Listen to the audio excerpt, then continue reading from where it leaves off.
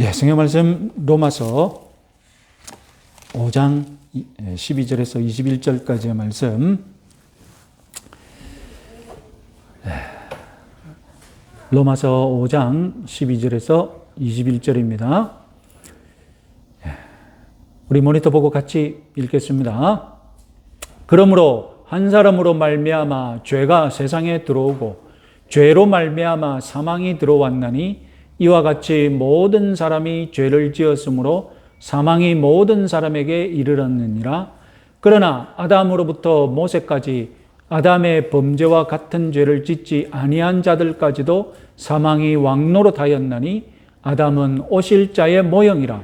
그러나 이 은사는 그 범죄와 같지 아니하니 곧 한 사람의 범죄를 인하여 많은 사람이 죽었은즉 더욱 하나님의 은혜와 또한 한 사람 예수 그리스도의 은혜로 말미암은 선물은 많은 사람에게 넘쳤느니라.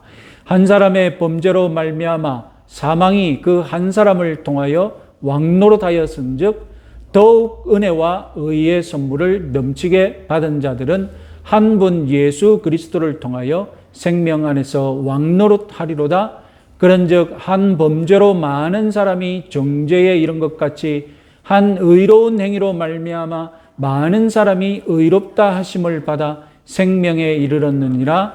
한 사람이 순종하지 아니함으로 많은 사람이 죄인 된 것 같이 한 사람이 순종하심으로 많은 사람이 의인이 되리라.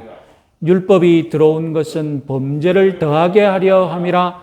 그러나 죄가 더한 곳에 은혜가 더욱 넘쳤나니 이는 죄가 사망 안에서 왕노릇한 것 같이 은혜도 또한 의로 말미암아 왕노릇하여 우리 주 예수 그리스도로 말미암아 영생에 이르게 하려 함이라. 아멘. 예, 지난 시간에는 언약이라는 단어에 대해서 알아보았습니다. 이 언약이라는 성경적인 주제는 우리가 성경을 읽으면 눈에 띄게 있지만 종교개혁자들이 비로소 주목하고 드러냈습니다. 그래서 우리 개혁파 신학은 이 종교개혁자들의 언약 신학을 계승하고 발전시켜 왔고, 그래서 언약 신학은 우리 개혁파 신학의 기둥과 같은 주제가 되었습니다. 언약 신학 무엇이냐? 성경을 일관되게 바라보는 안경과 같습니다. 제가 이 안경 이번 주에 새로 맞췄는데, 안경을 벗으면 잘 안 보이잖아요.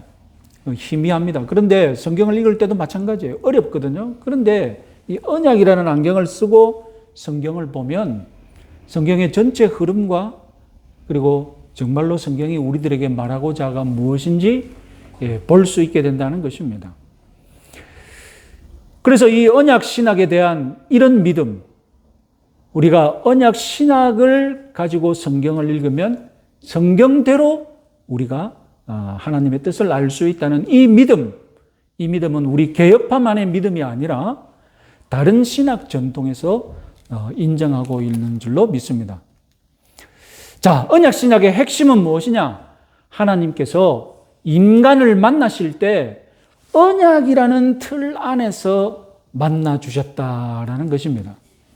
사실상 언약, 계약, 그 뜻은 같지만, 그리고 그 뜻하는 바도 같지만, 우리는 계약이라는 말 대신 언약이라는 말을 고집하고 언약이라는 말을 써야 합니다. 계약과 구분하기 위해서입니다. 왜냐하면 이 성경의 언약은 오늘날 우리가 맺고 있는 인간 사이의 계약과 다르기 때문입니다. 계약과 언약의 결정적인 차이, 그것은 바로 약속 당사자들 간의 수준 차이죠. 구약시대에는 전쟁에서 이긴 왕, 그리고 전쟁에서 패한 왕, 이 두 왕 사이에 언약을 맺습니다. 종주권 언약이라고. 한 사람이 주인이 되고 한 사람이 종이 되는 그런 언약도 있었습니다. 하지만 이것은 어쨌든 인간과 인간 사이의 계약이죠. 그러나 우리가 말하는 언약은 하나님과 인간 사이의 계약인데, 이것은 계약의 그 차이를 차이 나는 계약을 아예 초월하는 그런 수준입니다. 사실상 하나님은 언약이 불필요하신 분이십니다. 하나님은 하나님의 말씀, 자기가 맺은 말씀, 약속한 그 언약을 반드시 지키시는 분이시며, 만약 언약의 말씀을 지키지 않는다거나 자기가 지키지 못한다면 하나님 스스로를 자기가 부인하는 거예요. 자기 자신을 부인하는 것이 무엇이냐? 자기가 한 말을 지키지 않는 거예요. 그래서 하나님은 자기의 약속을 지키지 못한다면 스스로 하나님됨을 포기하는 꼴이 되고 맙니다. 하나님은 그러실 분이 아니시기 때문에 언약이 필요 없는 분이십니다. 그런데 하나님이 인간과 언약을 맺으시는 것은 순전히 우리 인간들에게 확신을 주기 위함이죠. 너희들이 언약을 통하여서 믿음을 가지지 않느냐? 그러니 나와 너가 언약을 맺자는 것입니다. 우리 인간은 계약하고 맹세하면 믿는 존재거든요. 그래서 우리들에게 믿음을 주기 위해서 하나님 스스로 이 땅에 내려오셔서 우리와 같은 수준의 차원에서 언약을 맺어주시는 것입니다. 하나님은 인간 차원으로 낮아지셔서 인간의 언약 상대방, 우리 계약의 파트너가 되시기로 자청하신 것입니다. 그리고 하나님 스스로 언약의 족쇄를 차셨던 것입니다. 그럴 필요가 없는 분인데, 우리는 언약의 족쇄를 차기를 좋아하는데, 그래서 나도 언약의 족쇄를 채고 너도 언약의 족쇄를 채워서 우리 서로서로 확신을 주자. 이게 바로 언약과 계약의 목적인데, 하나님은 그러실 분도 아니신데, 그러실 필요도 없는 분인데 우리 계약의 파트너가 되셔서 언약의 족쇄를 맺었다는 것입니다. 자, 그래서 우리는 언약 맺어주시는 것 자체가 하나님의 은혜라고 말할 수밖에 없습니다. 하나님과 인간 사이의 언약은 기본적으로 은혜의 언약입니다. 성경 속의 언약은 사실상 하나님의 은혜로 가능했습니다. 그런데 우리가 굳이 하나님께서 아담과 맺은 언약을 횡의 언약이라고 부르는 것은 그 언약 안에는 아담이 순종해야만 한다는 것, 이 순종이라는 행위가 이 언약 안에서 큰 역할을 하고 있기 때문입니다. 말씀드렸다시피 하나님과 인간 사이의 언약이 모두 은혜로 가능하지만 아예 대놓고 우리가 은혜 언약이라고 부르는 그런 언약이 하나 있습니다. 자, 대결인 문답 제30문 우리 같이 한번 읽어보겠습니다. 하나님은 모든 인류가 죄와 비참의 상태에서 멸망하도록 내버려 두셨는가? 답. 하나님은 모든 인류가 일반적으로 횡의 언약이라고 불리는 첫 번째 언약의 불이행에 의해서 떨어진 죄와 비참의 상태에서 멸망하도록 내버려 두지 아니하셨다. 그의 순전한 사랑과 긍휼하심으로 그 중에서 그가 선택한 자들을 구출하여 일반적으로 은혜 언약이라고 불리는 두 번째 언약에 의해 그들을 구원의 상태로 이끌었다. 자, 여기서 은혜 언약이라는 말이 나오죠. 첫 번째 언약이 행위 언약이라고 하면 두 번째 언약은 은혜 언약이라고 불리웁니다. 이 은혜 언약의 결정적인 핵심, 아주 핵심은 무엇이냐? 우리 웨스트민스터 신앙고백서 제7항 3장을 우리 같이 한번 읽어보겠습니다. 자, 같이 읽겠습니다. 인간이 타락함으로 말미암아 횡의 언약으로는 생명을 얻을 수가 없게 되어버렸기 때문에 주께서 두 번째 언약을 맺으시기를 기뻐하셨다. 이 언약은 일반적으로 은혜 언약이라고 불리운다. 그 언약에 의하여 주님은 죄인들에게 예수 그리스도로 말미암아 생명과 구원을 값없이 주셨다. 그러나 그들이 구원받도록 하기 위해서 그리스도를 믿는 신앙을 그들에게 요구하시고 생명에 이르도록 작정되어 있는 모든 자들에게 그의 성령을 주시어 그들로 하여금 기꺼이 그리스도를 믿을 수 있게 하실 것을 약속하셨다. 자, 여러분, 웨스트민스터 신앙고백서가 강조하는 바가 무엇입니까? 은혜, 언약의 주인공은 다름 아니라 예수 그리스도라는 것입니다. 예수 그리스도 안에서 은혜, 언약이 시작되어서 예수 그리스도 안에서 은혜, 언약이 완성된다는 것입니다. 그래서 우리는 예수 그리스도 안에서 은혜, 언약의 모든 혜택을 누릴 수 있다는 것입니다. 자, 그러면 은혜, 언약이 무엇인지 본격적으로 우리 은혜, 언약이 무엇인가 첫 번째 한번 알아보겠습니다. 우리가 방금 신앙고백서를 통해서 배웠듯이 영원한 저주의 형벌을 받게 된 인간들 중에 하나님께서 얼마를 선택하시고 이 선택받은 자들에게 값없이 구원을 주시기 위해 예수 그리스도 안에서 언약을 맺으셨다는 것입니다. 은혜 언약이라고 우리가 굳이 부르는 이유는 은혜 언약이라고 성경에 없음에도 불구하고 우리가 이 언약을 구약에 지난 시간에 말씀드렸듯이 구약에는 새 언약이라고 예언되었었는데 우리가 굳이 새 언약이라고 성경대로 부르지 않고 은혜 언약이라고 부르는 이유는 다름 아니라 그리스도 안에서 맺은 이 언약의 모든 내용에 은혜가 넘치기 때문입니다. 은혜로 출발해서 은혜로 완성되어지는 그런 언약이기 때문에 우리는 굳이 성경에 없는 은혜 언약이라는 말을 고집하는 겁니다. 자, 왜 은혜 언약이냐? 첫 번째, 하나님의 절대적이고 주권적인 은혜의 기초를 두기 때문입니다. 우리가 아까 읽었던 대결인 문답 제30문에 하나님께서 우리들에게 은혜 언약을 베푸신 그 동기가 무엇이냐? 순전한 사랑과 긍휼하심으로라고 얘기했거든요. 웨스트민스터 신앙고백서 제7장 1항 우리 같이 한번 읽어보겠습니다. 하나님과 피조물 사이의 간격은 너무나 크기 때문에 오직 하나님 편에서 자원하여 베풀어 주시는 은혜로서만 하나님께서 언약을 수단으로 하여 나타내시기를 기뻐하셨다. 창조주와 피조물 사이의 언약 그 자체가 은혜인데 그런데 그 창조주는 거룩하신 하나님이시고 피조물은 지금 어떤 상태입니까? 피조물은 지금 하나님의 진노의 상태에서 저주의 상태에서 모두가 지금 심판받고 멸망받아 마땅한 처지인데 하나님께서 그들을 상대로 은혜 언약을 맺어주셨다니 여러분 거룩하신 창조주 하나님과 타락한 죄인 사이에 언약이 맺어질 수 있다니 정말로 여러분 극진한 은혜이지 않습니까?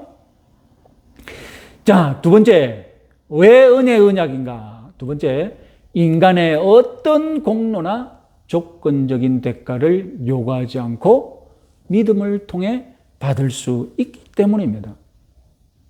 아담에게는 선악과를 먹지 말라는 순종의 조건이 아주 중요했습니다.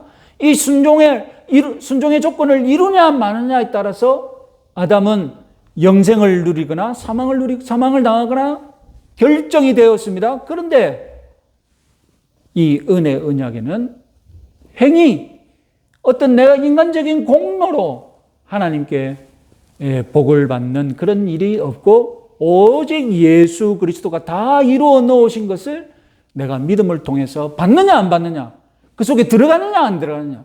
우리가 예수 그리스도 안에라는 말을 자주 쓰는데 예수 그리스도가 이루어 놓으신 모든 그 공로, 모든 그 토대, 모든 것들 안에 우리가 그냥 안에 들어가면 뭐가 되는 겁니까? 그리스도와 하나가 되어서 그리스도가 행하신 것이 곧 내 것이 되고 그리스도가 이루신 것이 곧 내 것이 되기 때문에 우리가 그리스도 안에서 이 모든 것을 누리기 때문에 은혜 언약이라고 부르는 것입니다. 은혜 언약은 왜 이렇게 모든 것을 거저 주시느냐? 다름 아니라 우리 인간의 상태가 이미 타락하여서 영적으로 사망했고 영적으로 선한 일을 행할 수가 없어요. 선한 일을 행할 수가 없는데 네가 선을 행하면 내가 복을 줄게. 고문이잖아요. 선을 행할 수 없는 사람에게 어떻게 선을 행하면 내가 구원을 주겠다고 합니까? 선을 행할 수 없으니 어떻게 해야 되겠습니까? 선을 행할 수 없는 그에게 합당한 길을, 합당한 복을 받을 통로를 열어주셔야 되는데 그것이 다름 아니라 내가 너를 위해 모든 것을 이뤘다. 믿음으로 받아라. 그래서 이 언약은 은혜의 언약이라는 것입니다. 자, 세 번째, 이 언약은 인간이 일방적으로 유익을 얻고 하나님만 의무를 지기 때문입니다. 하나님은 이 은혜 언약으로 하나님이 전에 없던 복을 누리느냐? 아니라는 겁니다. 이 언약, 아까 말씀드렸잖아요. 언약 자체가 하나님께 필요 없는 분이라니까. 하나님은 언약이 불필요한 분입니다. 하나님에게 언약은 그냥 혹에 지나지 않아요. 그냥 혹 하나 더 붙이는 거예요. 그러니까 이 언약을 통하여서 이익을 얻는 사람은 누구시냐? 복을 얻는 사람은 누구시냐? 무엇이냐? 사람이에요, 사람. 사람에게 일방적으로 은혜가 되고 하나님은 사실상 의무만 지는 그런 언약이기 때문에 은혜 언약이라고 하는 것입니다. 심판받을 수밖에 없는 인간이 일방적으로 하나님의 은혜를 받고 복을 누리고 하나님은 언약의 처음부터 끝까지 자기 할 일만 약속하신 거예요. 내가 이렇게 하겠다. 내가 이렇게 하겠다. 하나님은 처음부터 끝까지 의무만 지는 언약이기 때문에 이것이 은혜의 언약인 줄 믿으시기 바랍니다. 자, 그러면 두 언약을 비교해 봅시다. 오늘 본문 로마서 5장 읽은 이 본문에는 아담과 맺은 행위 언약과 예수 그리스도를 통하여서 맺은 이 은혜 언약을 두 개 비교하고 있거든요. 자, 표를 한번 봅시다. 기본적으로 이 언약의 틀은 다 동일합니다. 언약을 기획한 이 언약의 창시자, 제1당사자 하나님이시죠. 제2당사자는 누굽니까? 행위 언약은 타락하지 않은 아담이고, 은혜 언약의 제2당사자는 무죄하신 예수, 우리 택함받은 자들의 대표, 우리 인간의 대표가 되시는 것이죠. 이 언약이 어떻게 성취되느냐? 아담에게는 자유의지에 따라서 무엇인가 변할 수 있는 것이죠. 불확실합니다. 그러나 은혜 언약은 어떻습니까? 예수 그리스도가 이미 다 이루어 놓으셨거든요. 십자가에서 돌아가실 때 뭐라고 하셨습니까? 다 이루었다고 하지 않습니까? 못 이룬 것이 없습니다. 다 이루었기 때문에 이미 확실하게 성취되었다는 것입니다. 언약의 조건이 있습니까? 그것은 다름이 아니라 아담에게 내려진 율법은 무엇이었습니까? 선악과를 먹지 말라는 것이었죠. 우리 언약은 어떻게 받습니까? 사실상 언약의 조건이라기보다도 언약의 조건이 아니라 언약의 복을 받는 통로가 되는 것이죠. 통로. 그냥 다 이루어진 것을 내가 그냥 믿고 받아들이면 되는 겁니다. 그리고 중보자는 어떻습니까? 아담에게 중보자는 없었습니다. 그리고 은혜 언약의 중보자, 다름 아니라 예수 그리스도십니다. 약속은 똑같이 생명입니다. 이렇게 해서 우리는 행위 언약과 은혜 언약을 비교하는 오늘 본문을 한번 또 간단하게 요약해 봤습니다.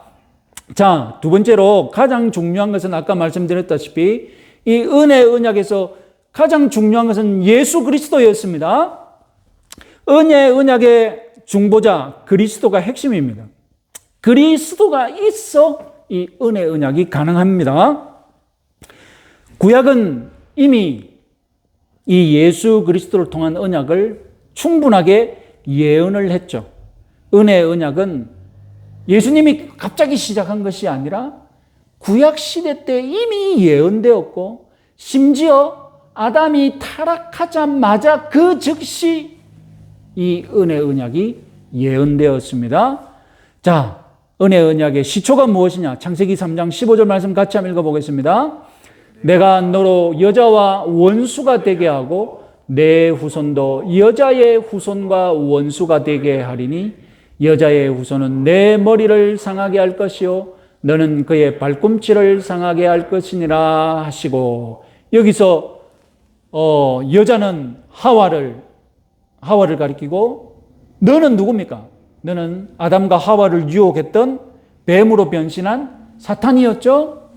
그래서 여자의 후손이 사탄의 머리를 상하게 할 것이다. 이렇게 해서 이미 예수 그리스도가 가져오실 은혜 언약이 예언되었다는 것입니다. 여기서 끝나느냐? 아닙니다. 하나님께서 지난 시간에는 아브라함과의 언약을 우리가 중요하게 살펴보았는데, 이제는 다윗 왕에게 하신 말씀도 한번 보겠습니다. 하나님께서 선지자 나단을 통해 다윗 왕에게 하신 말씀을 같이 한번 읽어보겠습니다. 사무엘하 7장 12절 16절. 내 수완이 차서 내 조상들과 함께 누울 때에 내가 네 몸에서 날 내 씨를 내 뒤에 세워 그의 나라를 견고하게 하리라. 내 집과 내 나라는 내 앞에서 영원히 보존되고 내 왕위가 영원히 견고하리라 하셨다 하라. 하나님께서 다윗의 왕권을 영원히 보존하시겠다고 약속해 주시는 본문입니다. 그러면 다윗의 왕권이 영원히 보존되었습니까? 아닙니다. 그러면 이것은 무엇을 말하는 겁니까? 다윗의 후손으로 오실 예수 그리스도의 왕국과 왕국을 얘기하시는 것이죠. 이사야는 이사야 53장에서 고난받는 야훼의 종을 예언한 것으로 유명하죠. 이 고난받는 종을 예언하신 후에 이사야 55장에서 은혜 언약을 예언하고 있습니다. 이사야 55장 3절 말씀 우리 같이 한번 읽어보겠습니다. 너희는 귀를 기울이고 내게로 나와 들으라. 그리하면 너희의 영혼이 살리라. 내가 너희를 위하여 영원한 언약을 맺으리니 곧 다윗에게 허락한 확실한 은혜니라. 영원한 언약을 맺는데 이 언약이 은혜의 언약이라는 말씀입니다. 이 언약이 이스라엘 한 민족을 위한 언약이 아니라는 말씀도 구약은 이미 예언했죠. 아브라함에게 처음 나타나서 하셨던 말씀, 우리 창세기 22장 3절 말씀 같이 한번 읽어보겠습니다. 너를 축복하는 자에게는 내가 복을 내리고 너를 저주하는 자에게는 내가 저주하리니 땅의 모든 족속이 너로 말미암아 복을 얻을 것이니라. 히브리 민족만 복을 얻는 것이 아니라 모든 민족이 아브라함을 통해 복을 얻을 것이라는 것입니다. 이사야도 이 야훼의 종이 이스라엘만 비추는 빛이 될 것이 아니라 모든 이방 민족을 다 비추는 그런 빛이 될 것이라고 예언했습니다. 이사야 42장 6절 말씀 같이 한번 읽어보겠습니다. 나 여호와가 의로 너를 불렀은즉 내가 내 손을 잡아 너를 보호하며 너를 세워 백성의 언약과 이방의 빛이 되게 하리니.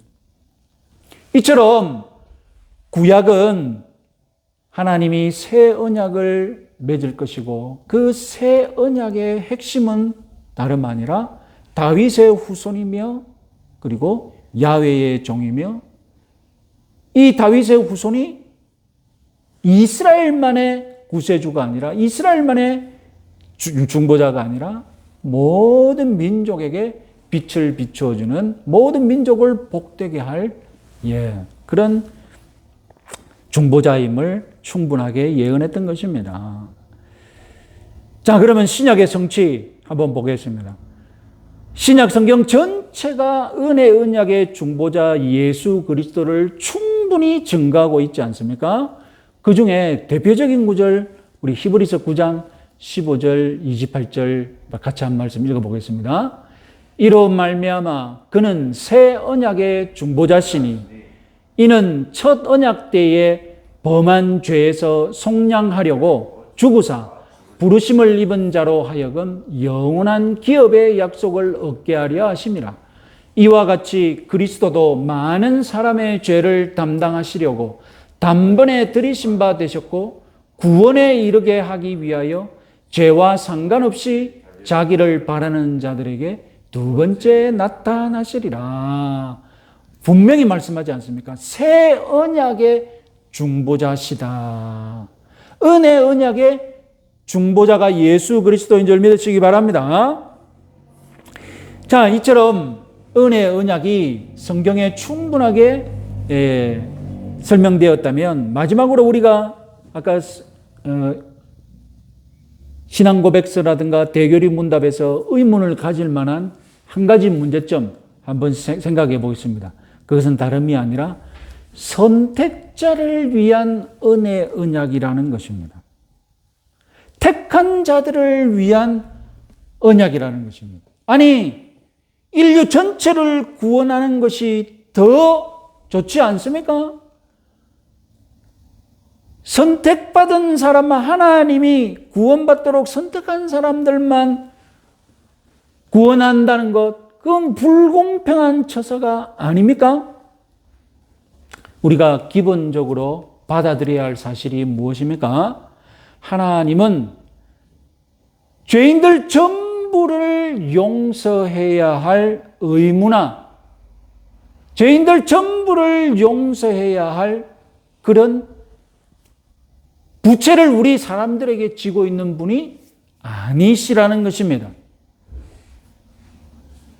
원래 우리 인간은 지금 하나님과 어떤 상태입니까?